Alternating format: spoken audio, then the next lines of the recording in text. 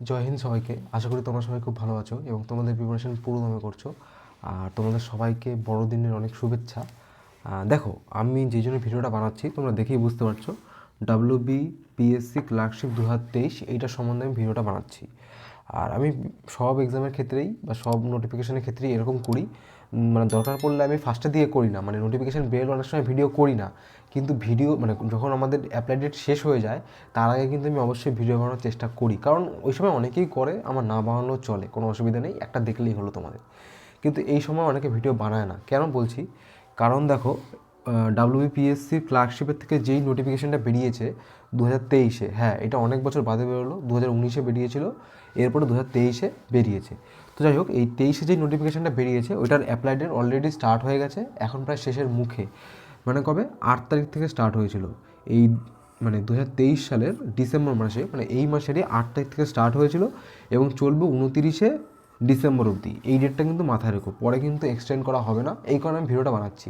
কারণ কি বলতো, কারণ অনেক আমার ভাইয়েরা বোনেরা আছো যারা কি না ভাবো যে মানে এখন অবধি এই ব্যাপারগুলো জানো না, যে অনেকে এই জন্য ভুল করে ফেলি আমরা, যে অ্যাপ্লাই করতে পারবো না, পরে আমরা পস্তাই। এই ভুলটা যাতে না হয় এর জন্য আমি ভিডিওটা করছি। তো এন্ড ডেট হচ্ছে 29শে ডিসেম্বর, তাও বলে দিচ্ছি দুপুর 3টে। এই দুপুর 3টের মধ্যে তোমাদের পেমেন্টটা করার চেষ্টা করো অ্যাটলিস্ট, ঠিক আছে? কারণ এই 29শে ডিসেম্বর হচ্ছে লাস্ট ডেট তোমার অনলাইন অ্যাপ্লিকেশনের। তো আমি বলবো আজকেই করে ফেলো, কারণ 29শে ডিসেম্বরে তোমরা ওয়েট করো না, ওই সময় মানে সার্ভারে প্রচুর প্রবলেম হয়, ওই সময় তোমরা রিস্কই নিও না। যারা যারা করোনি তারা এখনই করে দাও। আর আমি জাস্ট একটুখানি শর্টকাটে বলছি এক্সামটার ব্যাপারে।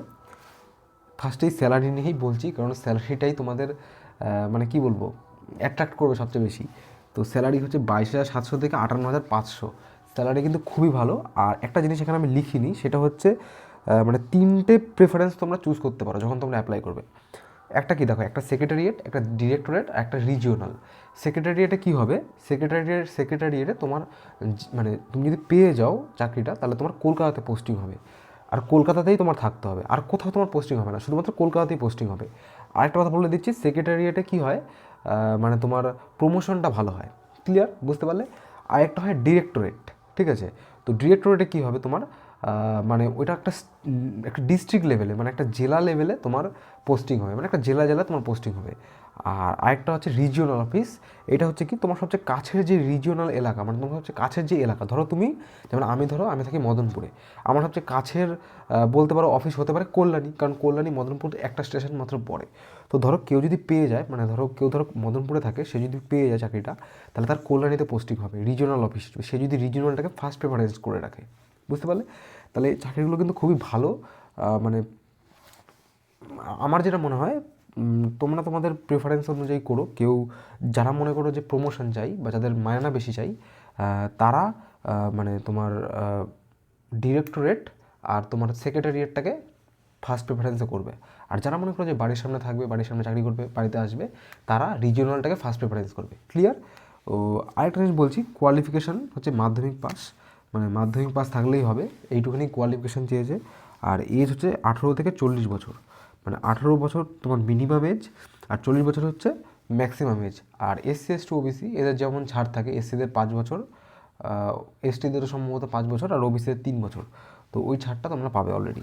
আর ফিস বলে রাখি 110 টাকা ফিস, আর SC STদের ফিস ছাড় আছে।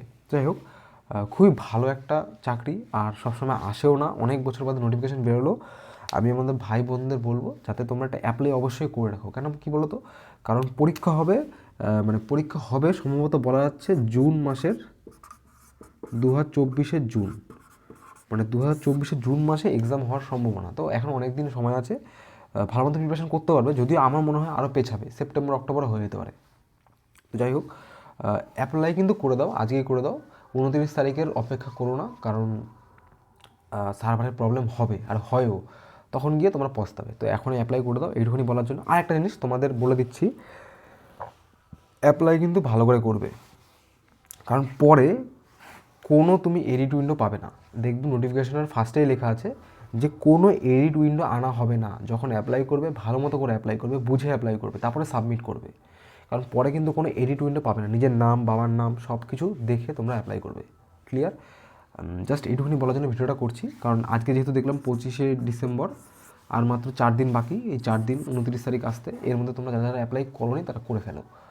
তো এইটুকুনি বলার জন্য ভিডিওটা করছি, যদি তোমাদের হেল্পফুল মনে হয় একটা লাইক করে দিও, বন্ধুদের মাঝে শেয়ার করো যাতে কেউ মিস না করে এই নোটিফিকেশান, মানে এই চাকরিটা। তো চলো রাখছি, বাই, জয় হিন্দ, বন্দে মাতরম।